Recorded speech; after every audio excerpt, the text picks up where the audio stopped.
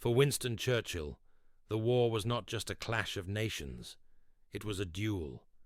It was a personal, visceral struggle against one man, Adolf Hitler. From his wilderness years in the 1930s, while others preached appeasement, Churchill had been one of the few loud voices in Britain to recognize the pure, nihilistic evil at the heart of the Nazi movement. He called Hitler a wicked man, a bloodthirsty gutter snipe, and the monstrous product of former shame. This was not just political rhetoric, it was a deeply held conviction. When he finally became Prime Minister in the desperate days of 1940, his entire strategy was built on the bulldog resolve to see this one man and the regime he had built utterly destroyed. This intense personal animosity, this view of the war as a righteous crusade against a single diabolical figure, would, one might assume, lead to a simple standing order: kill Hitler by any means necessary. But the reality of total war, grand strategy, and Churchill's own complex, calculating mind was far from simple. The question of assassination would become one of the war's most fascinating and counterintuitive strategic dilemmas. Any question about Churchill's potential moral qualms over assassination must first be answered by looking at the organization he created in July 1940. This was the Special Operations Executive, or SOE. Its mandate, delivered straight from the Prime Minister in a typically rousing phrase, was to set Europe ablaze. This was not a conventional military unit adhering to the niceties of the Geneva Convention. The SOE was a school for spies, saboteurs, and assassins, a ministry of ungentlemanly warfare. Churchill was fascinated by this new dark art, enthusiastically approving plans for plastic explosives, silent pistols, booby-trapped rats, and what was politely termed targeted elimination. He had no moral issue with killing. He saw it as a grim, distasteful, but absolutely vital necessity of total war. The SOE was his personal weapon, a tool designed to strike at the enemy's heart, far from the traditional battlefield. This organization, born of Churchill's aggressive, innovative, and ruthless spirit, would be the very one to develop the most detailed and audacious plans to kill the Führer. The question of killing a high-ranking Nazi was not theoretical. It was put into bloody, devastating practice. The SOE's most infamous assassination was Operation Anthropoid in 1942, the plot to kill Reinhard Heydrich. Heydrich was not just any Nazi. He was the Butcher of Prague, a main architect of the Holocaust, and seen by many as Hitler's natural and far more competent successor. This operation, carried out by SOE-trained Czech agents, was a tactical success. Heydrich was fatally wounded. However, the German reprisal was a lesson in pure, unadulterated terror. The entire village of Lidice was razed to the ground. All 173 men were shot. The women were sent to Ravensbrück concentration camp. The children, save for a few deemed Germanizable, were gassed. Over 1,300 people were murdered in the resulting crackdown. This event sent a shockwave through the Allied High Command. It proved that assassination had horrific, unpredictable consequences. It showed that killing one high-value target could result in the massacre of thousands of innocent civilians. This brutal lesson would hang over every future discussion, especially any plan to target Hitler himself. In the early, desperate days of the war, the desire to kill Hitler was more fantasy than strategy. The SOE and other fledgling intelligence units were inundated with crank suggestions from the public, but they also brainstormed their own. These ideas ranged from the ingenious to the utterly absurd. Plans were floated to put high explosives on his personal train, to poison the water supply at his headquarters, or to find and bribe a disgruntled high-ranking German to do the job for them. One of the more bizarre, yet seriously considered ideas was to smuggle doses of estrogen into Hitler's food, which his food tasters would not detect. The hope was not to kill him, but to neutralize him by making him more feminine, more passive, to change his mustache and his voice. Other ideas involved using hypnotized agents or spreading black propaganda. These early plans show a desperate, almost chaotic desire to strike at the head of the snake, but they lack the specific intelligence and operational capacity to be truly viable. There is a persistent, comforting myth that the British had an official policy against assassinating Hitler, as if it was simply not cricket. This is largely a post-war construction. In truth, there was no such blanket directive. Churchill's government had signed the Hague Convention, which forbade the assassination of heads of state, but they rightly argued that Hitler was not a conventional head of state. He was a declared outlaw, a mass murderer, operating outside any known international law. The British Foreign Office did, at times, express concern, wringing its hands over the legality. They argued that it could lead to reprisals against British leaders, specifically King George VI. But Churchill had little patience for such legalistic niceties in a war for survival. He was a pragmatist. For him, the question was never, is it moral or is it legal? The only question, the one he would ask time and again, was, is it wise? The entire strategic calculation surrounding Hitler's life changed dramatically after the winter of 1941. After the Wehrmacht's failure to take Moscow, a furious Hitler sidelined his professional generals, men like von Brauchitsch and Halder, and took personal direct command of the war. At first, this was seen as a sign of his megalomania. But as the war dragged on, Allied intelligence, particularly the codebreakers at Bletchley Park, began to realize something incredible. Hitler was not just a bad strategist, he was a terrible one. He was, as one British analyst gleefully put it, a military lunatic. He refused to allow tactical retreats, famously forcing the Sixth Army to bleed to death at Stalingrad, rather than attempt a breakout.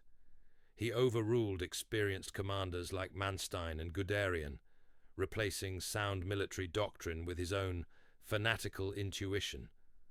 A dawning, almost comical realization began to spread through the Allied high command. Hitler was doing more to defeat Germany than any Allied general. Winston Churchill, a lifelong student of military history, was quick to grasp this new and astonishing reality. He understood the great captain theory of war, and he could see that Hitler was the precise opposite. Churchill's primary, all-consuming goal was to win the war as quickly as possible, and with the minimum loss of Allied lives. The evidence, pouring in from Bletchley Park's intercepts of German communications, was becoming overwhelming. Keeping Hitler in charge was the surest, fastest path to that victory. Killing Hitler, he and his military chiefs reasoned, would be a catastrophic and foolish gamble. What if he were replaced? What if a pragmatic, brilliant professional like Field Marshal Erich von Manstein, or even a popular figure like Erwin Rommel, took control? Such a man might conduct a brilliant, elastic defense of Fortress Europe, making D-Day infinitely more costly. He might even negotiate a separate peace with Stalin. The logic was inescapable. Adolf Hitler, alive, paranoid, and screaming at his generals, was perhaps the Allies' single greatest strategic asset. This strategic calculation was cemented into ironclad public policy at the Casablanca Conference in January 1943. There, Roosevelt and Churchill declared that the only acceptable terms for the Axis powers were unconditional surrender. This was a profound political statement, aimed as much at their ally, Stalin, as at their enemies. It meant the Allies were not just fighting Hitler. They were fighting to eradicate the entire Nazi state and the ideology of German militarism, to avoid any repeat of the ambiguous ending of World War I. This policy made the assassination of Hitler strategically redundant and even counterproductive. If the Allies killed Hitler, the German government might collapse, and a new, non-Nazi junta might offer a conditional surrender. "We'll stop fighting if you let us keep our army and borders." But the Allies would be forced to refuse it. The war would have to continue anyway, perhaps against a more competent and unified regime. Therefore, it was better to let Hitler ride the Nazi state all the way into the ground. Beyond the cold military logic, there was a powerful political argument, one that Churchill, as a historian, understood deeply: the fear of martyrdom. He remembered the Dolchstoßlegende, the stab-in-the-back myth that arose in Germany after World War I. This was the toxic, false narrative that the German army had not been defeated on the battlefield, but was betrayed by subversive politicians, socialists, and Jews back home. This lie had directly fueled the rise of the Nazi Party. Killing Hitler, especially by a foreign assassin's bullet or a lucky bomb, would be the ultimate gift to future German nationalists. It would instantly transform the 20th century's greatest monster into a mythical figure, a martyr who was struck down before his genius could save Germany. The only way to truly kill Hitler, and Nazism with him, was to let him be defeated utterly, publicly, and by his own catastrophic failures. He had to be seen by his own people as the sole author of their destruction. His legacy had to be a mountain of rubble in Berlin, not a myth. Despite all these high-level strategic arguments against killing Hitler, Churchill's Ministry of Ungentlemanly Warfare, the SOE, continued to diligently develop a plan to do just that. It was, for their operatives, the ultimate goal. The most famous, and by far the most detailed of these plans, was Operation Foxley, drawn up in late 1944. This was not a vague fantasy. It was a cold, professional assassination plot. The SOE had gathered incredible intelligence on Hitler's routine at his Berghof retreat. They knew he often took a 20-minute walk, alone, from the Berghof to the tea house on the Mooslaner Kopf. He would be out of sight of his SS guards for several minutes. The plan was simple, brutal, and audacious. Insert a two-man team, a fluent German-speaking Pole, and a crack British sniper to lie in wait in the woods and shoot Hitler with a high-powered scoped Mauser 98K rifle. They had the route, the timing, and the man. The SOE planners behind Operation Foxley were thorough, and they knew the sniper plan was incredibly high risk. What if Hitler changed his routine, as he often did? What if the sniper missed? They needed alternatives. They developed several, each more audacious than the last. One plan involved poisoning the milk delivered to the Berghof, but this was dismissed as Hitler's food was rigorously tested. A more detailed and favored plan involved using a sleeper agent who had access to Hitler's inner circle. They identified a man, codenamed the Laconian, a trusted SS officer on the Berghof staff who was in fact a staunch anti-Nazi. The plan was for this agent to place a small, tasteless, but lethal poison tablet, a specially developed alkaloid, into the Führer's personal teapot. This was considered seriously, as it was silent, almost untraceable, and had a high probability of success, bypassing the food tasters who did not sample Hitler's private tea. Perhaps the most dramatic of all the Operation Foxley sub-plans involved attacking Hitler's personal train, the Führer Sonderzug. This was not a mere train. It was an armoured mobile headquarters with anti-aircraft batteries, heavily guarded by the SS. The SOE, through its resistance networks, had detailed schematics of the train and its likely routes. One plan was to place a massive explosive charge, disguised as a lump of coal, in a coal tender at a station. This explosive would then be shoveled by an unsuspecting stoker directly into the engine's firebox, detonating the boiler and destroying the entire train. An alternative and simpler plan was to have anti-Nazi German railway workers plant a standard, powerful charge on a specific remote stretch of track that the train was known to pass over. These plans were classic SOE, daring, reliant on local resistance and designed for maximum disruption. The Special Operations Executive was often an organization at war with itself. On one side, you had the cowboy operatives, the men and women in the field, who were champing at the bit to carry out Operation Foxley. They saw it as the ultimate mission, a silver bullet to end the war and a righteous act. On the other side were the high-level SOE planners in London and their political masters, who had to weigh the chilling pros and cons. They asked the hard, cold questions. What if they failed? It would trigger a massive Gestapo manhunt and compromise all their hard-won networks across Germany. What if they only wounded him, making him more paranoid and erratic? And most importantly, what if they succeeded? This brought them right back to the bad strategist argument. The internal SOE consensus was that the plan was operationally possible but strategically questionable. It was kept on hold, waiting for the perfect moment or for the strategic calculation to change. So what did Winston Churchill finally say? When these detailed, viable assassination plans were floated, what was his definitive response? He did not, as myth would have it, thump the table and forbid it on moral grounds. He did not issue a formal written veto. Instead, he simply allowed the powerful strategic arguments against the assassination to win the day. He would have been briefed on the high-level pros and cons by Lord Selborne, the Minister of Economic Warfare and political head of SOE, and by his trusted chiefs of staff. Churchill, the ultimate pragmatist, would have listened to the bad strategist argument, the martyrdom argument, and the unconditional surrender argument, and he would have agreed with their cold, brutal logic.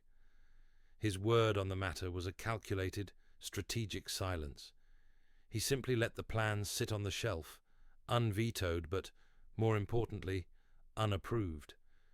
It was a pocket veto, a strategic decision to do nothing, which was, in itself, the most profound decision of all. It is tempting to believe that Churchill, the grand traditionalist and romantic historian, held back for moral reasons. It's tempting to think he felt assassination was a dirty trick beneath the dignity of the British Empire. This is almost certainly false.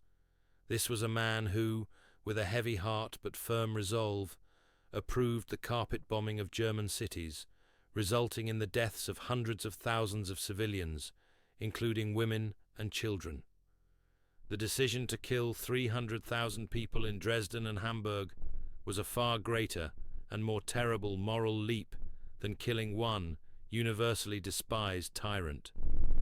Churchill's calculation was never about morality, it was about utility. Would killing Hitler save Allied lives and shorten the war? By 1944, the answer, counterintuitively, was no. It would likely cost more lives and prolong the agony. His decision was not that of a priest, but of a cold, calculating grand strategist responsible for the fate of an empire. On July 20th, 1944, the question of Hitler's assassination became suddenly, dramatically real. But the assassins were not SOE agents.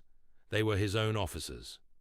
Colonel Klaus von Stauffenberg's bomb plot, codenamed Operation Valkyrie, came tantalizingly close to succeeding. When the news reached London, it was met with cautious confusion and deep suspicion, not elation. The Allies had long been aware of a German resistance within the Wehrmacht, but they were deeply wary of it. Who were these men? They were not, for the most part, Western-style Democrats. They were aristocratic Prussian officers who had been happy to ride Hitler's coattails to victory in Poland and France. They were turning on him now, the Allies believed, only because he was losing the war. The Allies did not want to legitimize this group, which they feared would immediately try to negotiate a separate peace, leaving the core of the Nazi state and the German army intact. Churchill's public and private reaction to the July 20th plot was telling, and ice-cold. He did not celebrate the attempt. He did not mourn its failure. In a speech to the House of Commons a few days later, he was dismissive, almost contemptuous. He referred to the failed coup as a dog-eat-dog fight, a mere internecine struggle within the German high command. He dismissed the plotters as a gang of German officers who were simply trying to save their own skins now that the war was lost. His strategic logic was clear. He did not want the plot to succeed if it meant a new, more competent government that would try to bargain. The unconditional surrender policy held firm. In his mind, the best possible outcome was exactly what happened. The plot failed, and Hitler, in his resulting paranoia, launched a bloody purge that tore the heart out of his own officer corps. The Gestapo arrested 7,000 people, executing nearly 5,000, effectively destroying the German general staff and accelerating Germany's final defeat. Even as the war neared its end in late 1944 and early 1945, the SOE kept Operation Foxley live. Their intelligence gathering was relentless. They were still receiving reports from their source, the Laconian, the shadowy anti-Nazi on the Berghof's internal staff. This source confirmed what Allied intelligence was beginning to suspect. Hitler was collapsing. He was increasingly reclusive, his health failing, his hand shaking from Parkinson's, his routines erratic and paranoid. This new intelligence made the sniper plan, which relied on a predictable daily walk, almost impossible. The target was no longer visible. The SOE planners reported this to their superiors. The operation was now not only strategically questionable, but operationally unviable. The window had closed. Hitler, they realized, was no longer a military commander to be assassinated. He was a cornered, delusional invalid, a prisoner in his own bunker, waiting for the end. A more vexing question is why the Allies, particularly the RAF's bomber Harris, never simply pattern-bombed Hitler's known headquarters. They had the precise coordinates for the Berghof and the Wolf's Lair in East Prussia. They had flattened entire cities. Why not these small, high-value targets? The answer, again, was cold, hard strategy. First, these targets were difficult. The Berghof was a soft target, but the Wolf's Lair was a massive, reinforced concrete bunker complex, partially underground and heavily camouflaged. A miss would be a waste of precious, heavy bombers. But the main reason, the one that trumped all others, was the bad strategist argument. Why risk valuable air crews to kill a man who was, as one RAF planner noted, worth a dozen Allied divisions? Bomber Command's official stance, when asked, was that they were too busy destroying German industry and transportation. This was a polite, bureaucratic way of saying, we don't want to. The man the Allies truly feared was not the ranting, irrational Hitler. It was his potential replacement. Specifically, they feared Heinrich Himmler. By 1944, Himmler was the second most powerful man in Germany. He controlled the entire SS, the Gestapo, the reserves, and the concentration camp system. Unlike the increasingly delusional Hitler, Himmler was a rational monster, a cold, bureaucratic administrator of genocide. The Allies believed that if Hitler was killed, Himmler would take over. He might successfully rally the fanatical SS divisions for a last-ditch, Twilight of the Gods defense that would be even more bloody and protracted.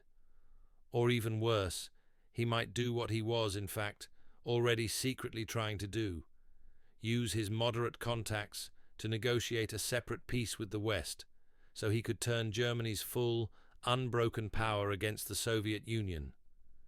This was the ultimate political nightmare, a scenario that would shatter the Big Three alliance and betray Stalin, a risk Churchill was absolutely unwilling to take. So, did Churchill make the right call?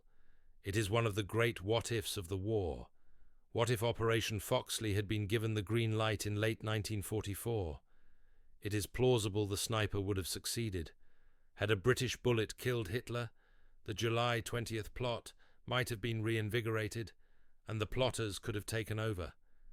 They would have almost certainly tried to surrender, but only to the Western Allies. Churchill and Roosevelt would have been honor-bound to refuse, honoring their unconditional surrender pact with Stalin.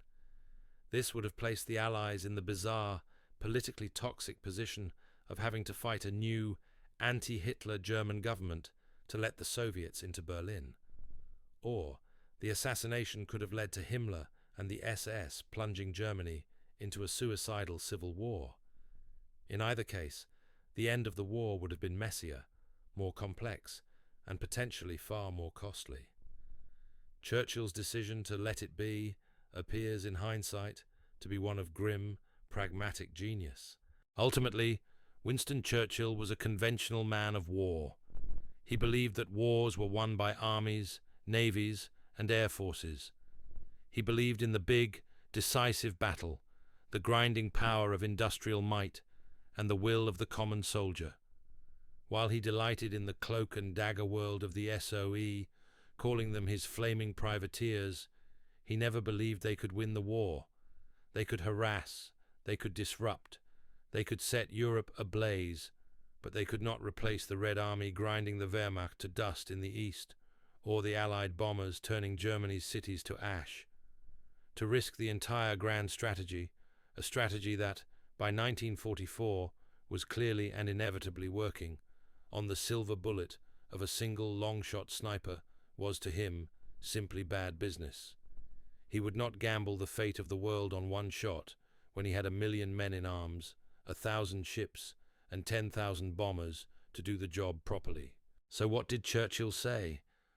While he never gave the final damning no to the SOE planners, his true feelings were revealed in post-war conversations. When asked directly if he had ever considered having Hitler assassinated, he reportedly huffed, "Of course not. He was our best man." While this quote is likely apocryphal, it perfectly encapsulates his ice-cold strategic thinking. A more documented and telling exchange came from Lord Selborne, the head of SOE. He confirmed that the pros and cons were put before the Prime Minister. Churchill's response was not a moral outrage or a passionate speech. Instead, he simply looked at his trusted chiefs of staff, like General Alan Brooke, and asked, "What is your strategic advice?" They advised that Hitler was more useful alive. Churchill, satisfied, simply nodded and moved on to the next item of business. The decision was that simple, that cold, and that brutal. On April 30th, 1945, Adolf Hitler died, not by an SOE bullet, a high-explosive bomb, or at the hands of his own generals. He died by his own hand, a coward's death by cyanide and a pistol shot, in a squalid bunker deep beneath his ruined capital as the Red Army closed in.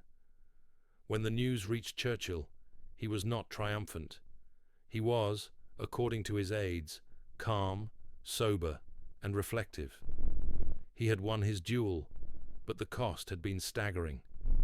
The manner of Hitler's death was, in a strategic sense, the perfect outcome for Churchill. He was not martyred by an enemy, which could have fueled a new legend. He died an ignominious, pathetic failure, a rat in a trap, having brought his nation to complete and utter ruin. He had discredited himself and his ideology more completely than any Allied assassin ever could have. The stab-in-the-back myth was still born. There was no one to blame but the Führer himself. The story of the plots to kill Hitler reveals the true, complex nature of Winston Churchill. He was not a simple hero of good versus evil, a cartoon bulldog. He was a wartime leader, a grand strategist who was forced to make impossible, ice-cold calculations in a world without easy answers. He hated Hitler with a passion that few could match, and he created a league of assassins to set Europe ablaze. Yet, he refused to point those assassins at his greatest foe. This was not a failure of nerve, but a triumph of brutal, pragmatic logic.